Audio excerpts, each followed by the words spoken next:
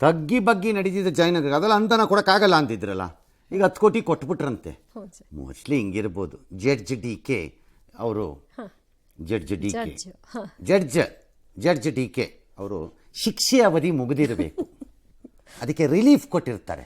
ಈಗ ಬೇರೆ ಕೇಸಲ್ಲೆಲ್ಲ ಬೇಲ್ ಕೊಡೋದು, ಪೆರೋಲ್ ಕೊಡೋದು ಅಂತೆಲ್ಲ ಇಲ್ವಾ, ಹಾಗೆ ಸಾಹೇಬರು ಮೋಸ್ಟ್ಲಿ ಶಿಕ್ಷೆ ಅವಧಿ ಮುಗಿದಿದೆ ಕೊಡಿ ಅಂತ ಅಂದಿರ್ಬೋದು. ಈಗ ಯಾಕಪ್ಪ ಬೇಕಿತ್ತು ಈ 10 ಕೋಟಿ ರೂಪಾಯಿ? ಇದಕ್ಕೆ ಏನು ಜಯನಗರ ಪಳ ಹೊಳೆದು ಬಿಡುತ್ತಾ 10 ಕೋಟಿನಲ್ಲಿ? ತಡೆದಿದ್ರಿಂದ ಏನಾಯಿತು? ಏನು ಗೈನ್ ಮಾಡಿದ್ರಿ ಸರ್ ತಾವು? 10 ದಿನ ಜನ ತಮಾಷೆ ಮಾಡ್ಕೊಂಡು ಓಡಾಡೋಕೆ ಜಾಗ ಮಾಡಿದ್ರಿ ಅಷ್ಟೇ. ಎಲ್ಲಾದ್ರಲ್ಲೂ ಬುದ್ಧಿವಂತಿಕೆ ತೋರಿಸ್ತಾರೆ, ಕೆಲವ್ರದ್ರಲ್ಲಿ ಅದೇನಪ್ಪ.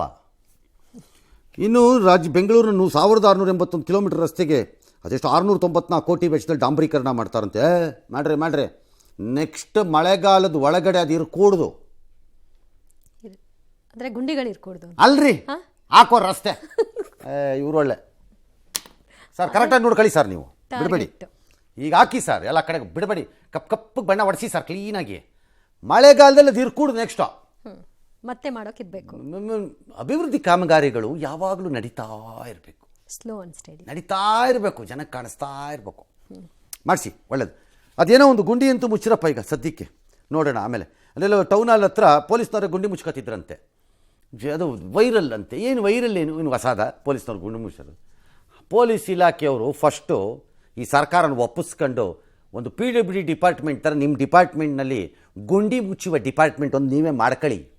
ಒಂದು 10 ಎಂಜಿನಿಯರ್ಗಳು, ಒಂದು 2 ಮಿಕ್ಸರ್ಗಳು ಇದನ್ನು ಮಾಡ್ಕೊಳ್ಳಿ. DCPಗಳ ಲೆವೆಲಲ್ಲಿ ಎಲ್ಲೆಲ್ಲಿ ಕಾನ್ಸ್ಟೇಬಲ್ಗಳು ಫೋನ್ ಹಾಕ್ತಾರೆ ಅಲ್ಲಿ ಫಿಲಪಾರು ಮಾಡ್ಕೊಳ್ಳಿ, ಅದಾರು ಮಾಡ್ಕೊಳ್ಳಿ. ಅಟ್ಲೀಸ್ಟು ಗೌರ್ಮೆಂಟನ್ನು ಕೇಳಿ. ಈ BBMP ಅವ್ರು ನಂಬ್ಕೊಂಡು ಕಪ್ಪಾಳಕ್ಕೆ ಸುಮ್ಮನೆ ಅನ್ಯಾಯವಾಗಿ ಬಯಸ್ಕತ್ತೀರಿ. ಎಸ್, ಬೆಂಗಳೂರಿಗಾಗಿ 2ನೇ ವಿಮಾನ ನಿಲ್ದಾಣ ಎಲ್ಲಿ ನಿರ್ಮಾಣ ಆಗುತ್ತೆ ಅನ್ನೋದು ಇನ್ನು ಸರ್ಕಾರದ ಮಟ್ಟದಲ್ಲೇ ಚರ್ಚೆ ಆಗಿಲ್ಲ, ತೀರ್ಮಾನ ಆಗಿಲ್ಲ. ಆದರೆ ನೆಲಮಂಗಲ ಸಮೀಪ ಆಗುತ್ತೆ ಅಂತ ಸರ್ವೆ ಸಹ ನಡೀತಾ ಇದೆ ಅಂತ ಸುದ್ದಿ ಹಬ್ತು. 30 ಹಳ್ಳಿಗಳ ಒಳಗೊಂಡಂತಹ ಭೂ ವಿಸ್ತೀರ್ಣ ನಕ್ಷೆಯನ್ನು ಕೂಡ ಸೋಷಿಯಲ್ ಮೀಡಿಯಾದಲ್ಲಿ ಜನ ಗಾಬರಿಯಾಗಿ ಫುಲ್ ವಿರೋಧ ಅಂತೆ ಈಗ ಯೋಜನೆಗೆ. ಆಮೇಲೆ ಲೀಲಾವತಿ ಅವ್ರ ಸ್ಮಾರಕ ಉದ್ಘಾಟನೆ ಆಯ್ತಂತೆ, ಅದು ಸೇರ್ಕೊಂಡ್ಬಿಟ್ಟಿದೆ ಅದ್ರೊಳಗಡೆಗೆ ಅಂತ. ಫಸ್ಟ್ ಪಾಯಿಂಟ್ ನನಗೆ ಅದು ಅಲ್ಲಿ ಬರುತ್ತೋ ಇಲ್ವೋ ನನಗೆ ಐಡಿಯಾ ಇಲ್ಲ, ನನಗಂತೂ ಗೊತ್ತಿಲ್ಲ ಬರುತ್ತೋ ಇಲ್ವೋ ಅದು. ಬಟ್ ಅಲ್ಲಿ ಯಾಕೆ ಬರಬೇಕು? ಟೆಕ್ನಿಕಲಿ ಬೆಂಗಳೂರಿಗೆ ಏರ್ಪೋರ್ಟ್ ಆಗಬೇಕಾಗಿರೋದು ಸೌತ್ ಸೈಡು ನನ್ನ ಪ್ರಕಾರ. ಹಿಂದೆ ಮಾಡಿದ ಮಿಸ್ಟೇಕು ದೇವನಹಳ್ಳಿ ಕಡೆಗೆ ಹೋಗಿ ನಾವು ಈಗ ಮತ್ತೆ ಇನ್ನೊಂದು ಮಿಸ್ಟೇಕ್ ಮಾಡ್ತಾ ಇದ್ದೀವಿ ಅನ್ಸತ್ ನನಗೆ. ದೇವನಹಳ್ಳಿ ಕಡೆ ಮಾಡಿದಾಗಲಿ ಜನ ಹೇಳಿದ್ರು ಬೇಡ ಅದು ಬಿಡದಿ ಕಡೆ ಬರಬೇಕು ಅಂತ, ಅವತ್ತೇ ಕೇಳಲಿಲ್ಲ, ತಗೊಂಡೋಗಿ ದೇವನಹಳ್ಳಿಗೆ ಹಾಕಿದ್ರು ಅದನ್ನು. ಈಗ ಮತ್ತೆ ತಗೊಂಡೋಗಿ ಇಲ್ಲಿ ಹಾಕ್ತೀವಿ ಅಂತಾರೆ. Technically it should go to south. Medical ಕಾಲೇಜ್ಗೆ ಅಬ್ಬರಿಸಿ ಬೊಬ್ಬಿರಿಸಿ ತಕತೈ ಎಂದು ಕುಣಿದ DCM ಇದು ಒಳಿತಿಲ್ವಾ ಅವ್ರಿಗೆ? South has the largest movement of air passengers. Electronic city, ಇದು ಸಾಫ್ಟ್ವೇರ್ ಕಂಪನಿಗಳದ್ದು, ಅದು ಇದು ಎಲ್ಲ. ನೀವು ಆ ಕಡೆಗೆ ಹೋಗ್ಬೇಕಪ್ಪ. ಹೊಸೂರ್ಗೂ ಕಾಂಪೀಟ್ ಮಾಡ್ಬೋದು ನಾಳೆ ಅಲ್ಲೇನಾರು ಅಪ್ಪಿ ಬಂದರೆ. ಯಾವನು ಹೇಳವನು ಇವ್ರಿಗೆ? ಬಾಂಗ್ಲಾದೇಶದವರು ಏನು ಮಗ್ಗಲ ಮುಳ್ಳಂತೆ ಡ್ರೋನ್ ಹಾಕ್ಬಿಟ್ರಂತೆ. ಭಿಕ್ಷಕರ ದೇಶ ಆಗೋಕ್ಕೆ ಟೈಮ್ ಲೆಕ್ಕ ಹಾಕಬೇಕು, ಇನ್ನು ಡ್ರೋನ್ ಬೇರೆ. ಇವ್ರ ತಲೆ ಇನ್ನೂ ಭಾರತ ರಿಪ್ಲೈ ಮಾಡೋಕ್ಕೆ ಸ್ಟಾರ್ಟ್ ಆಗಿಲ್ಲ. ತಿರುಗಿಸ್ಕೊಟ್ರೆ ಈ ಡ್ರೋನು ಫೋನು ಎಲ್ಲ ಟರ್ಕಿ ಕೊಟ್ಟಿರೋದಂತೆ. ನೋಡಿದ್ದೀವಲ್ಲ ರಷ್ಯಾಕ್ಕೆ ಟರ್ಕಿ ಕೊಟ್ಟಿರೋದು ಏನಾಗಿದೆ ಅಂತ. ಕೆಲವೆಲ್ಲ ಟರ್ಕಿ ಕೊಟ್ಟಿಲ್ಲ, ಬೇರೆಯವ್ರು ಕೊಟ್ಟಿದ್ದಾರೆ. ಬಟ್ ಇದು ನೋಡಿದೆ, ಇದು ಒಬ್ಬರೇ ಡ್ರೋನು. ನಾಳೆ ಗುಂಡು ತಗೊಳಕ್ಕೆ ಕಾಸಿರಲ್ಲ, ತಿನ್ನಕ್ಕೆ ಅನ್ನ ಇರಲ್ಲ. ಆಮೇಲೆ ಪಾಕಿಸ್ತಾನ ಜೊತೆ ಮರ್ಜ್ ಆಗ್ಬಿಟ್ರಯ್ಯ ಸುಮ್ಮನೆ. ಈಗ ಹೋಗ್ತಿರೋ ರೀತಿ ನೋಡಿದ್ರೆ ರಾಜತಾಂತ್ರಿಕರನ್ನ ವಾಪಸ್ ಕರ್ಸ್ಕೊಟ್ಟಿದ್ಯಂತೆ, ಪರ್ಮನೆಂಟಾಗಿ ಕರ್ಸ್ಕ. ಯಾವನ್ ಕೇಳ್ತಾರೆ? ಎಸ್, ಎಂಎಸ್ಪಿಗೆ ಕಾನೂನು ಸಿಂಧುತ್ವ ಸೇರಿ ವಿವಿಧ ಬೇಡಿಕೆಗಳ ಈಡೇರಿಕೆಗೆ ಆಗ್ರಹಿಸಿ ಪಂಜಾಬ್ ಹರಿಯಾಣ ಗಡಿಯ ಶಂಭು ಬಾರ್ಡರ್ನಿಂದಲೇ ಡೆಲ್ಲಿ ಚಲೋ ಅನ್ನು ಹಮ್ಮಿಕೊಳ್ಳಲಾಗಿದೆ. ಆದರೆ ಪೊಲೀಸರು ಇದನ್ನು ತಡೆದ್ರು, ಉದ್ವಿಗ್ನ ಪರಿಸ್ಥಿತಿ ನಿರ್ಮಾಣವಾಯಿತು. ಅಶ್ರುವಾಯು ಪ್ರಯೋಗಿಸಿದ್ರು, ರೈತರನ್ನ ವಶಕ್ಕೆ ಪಡೆದರು. ಮುಂಜಾಗ್ರತಾ ಕ್ರಮವಾಗಿ ಗಡಿಯಲ್ಲಿ ಅರೆಸೇನಾ ಪಡೆಗಳನ್ನು ನಿಯೋಜನೆ ಮಾಡಿದ್ದಾರೆ. ಈ ಮಧ್ಯೆ ರೈತರು ಬೆಳೆದಂತಹ ಎಲ್ಲ ಬೆಳೆಗಳನ್ನ ಕನಿಷ್ಠ ಬೆಂಬಲೆಯನ್ನು ಪ್ರಕಟ ಮಾಡಿದ ರೇಟಲ್ಲಿ ಕೊಂಡ್ಕೋತೀವಿ ಅಂತ ಕೇಂದ್ರ ಹೇಳುತ್ತೆ. ಅದರಲ್ಲಿ ತಗೋಬೇಕು. ಅವರು ತಗೊಳ್ಳೋದೇ ಇದ್ರೆ ನೀವು ಗಲಾಟೆ ಮಾಡೋದು ಸರಿ. ಕಾನೂನು ಅನ್ನೋದು ದೊಡ್ಡ ಸಮಸ್ಯೆ. ಅದು ಅವರು ಕೇಳ್ತಿರೋ ನಂಬರ್ ಆಫ್ ಪ್ರಾಡಕ್ಟ್ಸಲ್ಲಿ ಸಾಧ್ಯನೇ ಇಲ್ಲ. ಅದು ಭಾರತದ ನಿಮ್ಮ ಅರ್ಥಶಾಸ್ತ್ರದಲ್ಲಿ ಅರ್ಥವ್ಯವಸ್ಥೆ ಒಳಗಡೆ ಇವತ್ತದು ಅದು ಯಾವ ಸರ್ಕಾರ ಬಂದರೂ ಆಗಲ್ಲ. ಒಂದು ವೇಳೆ ಮಾಡಕ್ಕೆ ಹೋದರೆ ಕರ್ನಾಟಕದ ಗ್ಯಾರಂಟಿ ಆಗುತ್ತೆ, ಅನುಭವಿಸ್ತೀರಿ. ಆಮೇಲೆ ಅವರು ಫಾರ್ಮರ್ಸಿಗೆ ಪೆನ್ಷನ್ ಅಂತಾರಂತೆ. ಹಿಂಗೆ ಪೆನ್ಷನ್ ಮಾಡ್ತೀರಿ ಅಂತ ನನಗೆ ಅರ್ಥ ಆಗಲ್ಲ. ಯಾರು ಕೊಡಬೇಕಾ ಪೆನ್ಷನ್ನು? ಅದಕ್ಕೆ ಎಲ್ಲಿಂದ ಬರಬೇಕು ದುಡ್ಡು? ಮತ್ತೆ ಈ ಕಡೆ MSPನೂ ಕೊಡು, ಪೆನ್ಷನ್ನೂ ಕೊಡೋದು, ಹಂಗಾಗಲ್ಲ. Via media has to be found ಯಾಕಂದರೆ ಅಗೇರಿಯನ್ ಸೆಕ್ಟರು ಕ್ರೈಸಿಸ್ಸಲ್ಲೂ ಇರ್ಬೋದು. ಆಮೇಲೆ ಪಂಜಾಬ್ ಅಂತ ಮಾತ್ರ ಅಲ್ಲಿಯ ಸಿರಿವಂತ ರೈತರು ಯಾರು ಅಂತ ಗುರುತಿಸಿ 1 ಆಣಿ ಅವ್ರಿಗೆ ಲಾಭ ಸಿಗ್ದಾರೆ ನೋಡ್ಕೋಬೇಕು. ಅದನ್ನು ಫಸ್ಟ್ ಎಲ್ಲ ಗೋಧಿ ಬೆಳೆದ್ಬಿಟ್ಟು ಮಾರ್ಬಿಟ್ಟು ನೆಮ್ಮದಿಯಾಗಿ ವರ್ಷ ಪೂರ್ತಿ ಕೂತ್ಕೊಳ್ಳೋಕ್ಕೆ ಅವ್ರನ್ನ ಮಾತ್ರ ಕಂಡು ಹಿಡಿಬೇಕು, ಕೂಡಿದವ್ರಿಗೆ ಸಿರಿವಂತ ರೈತರಿಗೆ.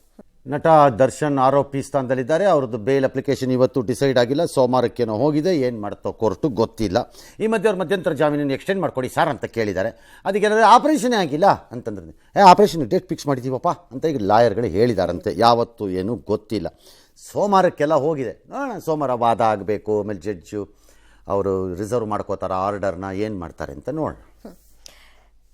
ಶಿವಾಜಿ ಪಾತ್ರದಲ್ಲಿ ನಟಿಸಲು ಒಪ್ಪಿಗೆ ಸೂಚಿಸಿದ್ದಂತಹ ರಿಷಬ್ ಶೆಟ್ಟಿ ವಿಚಾರಕ್ಕೆ ಸಂಬಂಧಪಟ್ಟ ಹಾಗೆ ಪರ ವಿರೋಧದ ಚರ್ಚೆಯಾಗಿತ್ತು. ಈ ನಡುವೆ the pride of Bharat Chhatrapati Shivaji Maharaj ಸಿನಿಮಾದಲ್ಲಿ ನಟಿಸಲು ಅವಕಾಶ ಸಿಕ್ಕಿರುವುದು ನನ್ನ ಅದೃಷ್ಟ, ನನಗೆ ದಕ್ಕಿದ ಗೌರವ. ಈ ಕಥೆಗೆ ಒಂದು ಕ್ಷಣವೂ ಕೂಡ ಆಲೋಚನೆ ಮಾಡದೆ ನಾನು ಒಪ್ಪಿಗೆ ಸೂಚಿಸಿದೆ ಅಂತ ರಿಷಬ್ ಹೇಳ್ಕೊಂಡಿದ್ದಾರೆ. ಇಂತಹ ಚಿತ್ರದಲ್ಲಿ ನಟಿಸ್ತಾ ಇರೋದು ನನ್ನ ಹೆಮ್ಮೆಯ ವಿಚಾರ. ನಾನು ಶಿವಾಜಿ ಅಭಿಮಾನಿ, ಅವರ ಪಾತ್ರಕ್ಕೆ ಜೀವ ತುಂಬಲು ಕಾತರನಾಗಿದ್ದೀನಿ ಅಂತ ತಿಳಿಸಿದ್ದಾರೆ. ಆಯಿತು, ಈಗೇನು ಮಾಡೋದು, ಅವ್ರು ಮಾಡ್ತೀನಿ ಅಂತಾರಪ್ಪ, ಬೇಡ ಅಂದ್ರೆ ನೋಡಬೇಡಿ ಅಷ್ಟೇ. ಅದೇ ಸಿನಿಮಾ ರೂಪದಲ್ಲಿ ನೋಡಬೇಕು ಅಷ್ಟೇ. ಪಾಯಿಂಟ್ ಈಸ್ ದಟ್ ಅಷ್ಟೇ. ಅತಿ ಸಣ್ಣ ರೈತರಿಗೆ RBI ರಿಲೀಫ್ ಕೊಟ್ಟಿದೆ. ರೈತರಿಗೆ ನೀಡುವ ಅಡಮಾನರಹಿತ ಕೃಷಿ ಸಾಲದ ಮಿತಿಯನ್ನು ಹೆಚ್ಚಿಸಿಕೊಂಡಿದೆ. ಯಾವುದೇ ಅಡಮಾನ ಇಲ್ಲದೆ 2 ಲಕ್ಷ ರೂಪಾಯಿವರೆಗೂ ಸಾಲ ಕೊಡಿಬೋದು ಅಂತ ಹೇಳಿದ್ದಾರೆ.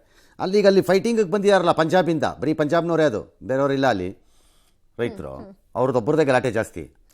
ಯಾಕೆಂದರೆ ಅದು ಗೋಧಿ ಸೆಟ್ಲ್ ಆಗ್ಬಿಟ್ರೆ ಅವ್ರಿಗೆಲ್ಲ ಸೆಟ್ಲ್ ಆದಂಗೆ ವರ್ಲ್ಡಲ್ಲಿ. ಅದರ ಹೆಸರಿನಲ್ಲಿ ಉಳಿದವ್ರನ್ನೆಲ್ಲ ಹೇಳ್ಕೊತಾರೆ ಅವರು. ಅವ್ರು ಹೇಳೋದು ಎಲ್ಲ ಸಾಲ ಮನ್ನಾ ಮಾಡಿ ಅಂತಾರೆ. ಹೆಂಗೋ ಒಟ್ಟಲ್ಲಿ ಹೇಳ್ತಾರೆ ಅವರು. ಸರಿ, ಈಗ ನಿರೀಕ್ಷೆಯಂತೆ RBI ಪ್ರಮುಖ ಬಡ್ಡಿ ದರ ಯಥಾಸ್ಥಿತಿಯಲ್ಲಿ ಮುಂದುವರಿಸಿದೆ. 6.6ರಲ್ಲೇ ಇಟ್ಕೊಂಡಿದೆ. All right. ಇವತ್ತು ನಮ್ಮದು ಅಂದಾಜು GDPನ 7.2ರಿಂದ 6.6ಕ್ಕೆ ಇಳಿಸಿದೆ. ಹಣದುಬ್ಬರ ಕೂಡ ಹೆಚ್ಚಾಗತ್ತೆ 4.8%ಗೆ ಅಂತಿದ್ದಾರೆ. 4.8 ಅಲ್ಲಿಗೆ ಟೆಕ್ನಿಕಲಿ ಬ್ಯಾಂಕ್ ಇಂಟ್ರೆಸ್ಟ್ ಲೆವೆಲಿಗೆ ಬಂತದು. ಅಲ್ಲಿಗೆ ಅದಂತಂದರೆ ಹೋಯ್ತು. ಯಾರು ಬ್ಯಾಂಕಲ್ಲಿ ಕಾಸು ಇಟ್ಬಿಟ್ಟು ಕಾಸು ತೆಕ್ಕೊಂಡ್ರೆ ಇಂಟ್ರೆಸ್ಟ್ಗೆ, ಅದು ಹಣದೊಬ್ಬರಕ್ಕೆ ಅಡ್ಜಸ್ಟ್ ಮಾಡೋಕ್ಕೆ ಹೋದರೆ 0.